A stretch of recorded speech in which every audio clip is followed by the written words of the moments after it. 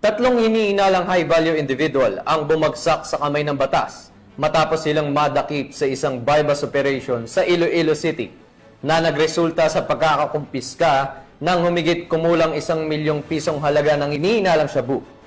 Agad silang inaresto at kasalukuyang nasa kustudiya ng pulis habang inihahanda ang kasong isasampa laban sa kanila alinsunod sa Republic Act 9165 o Comprehensive Dangerous Drugs Act of 2002. Tinutukan niya ni Patrolwoman Andrea Dominic Di Palubos.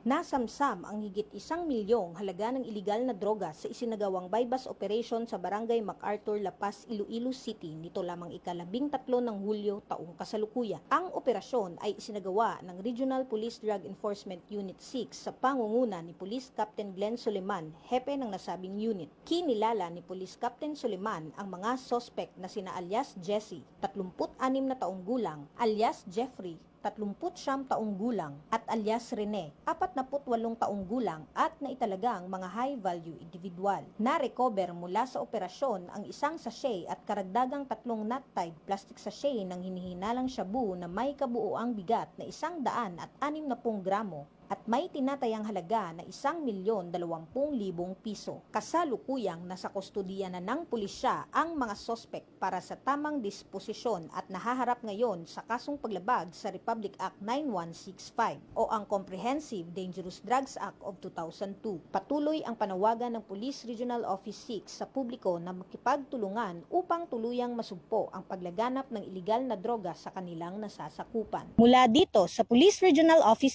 6, ako ang inyong Police News Network Correspondent, Patrolwoman Andrea Dominic Di Palubos. Alagad ng batas, tagataguyod ng balitang pulis.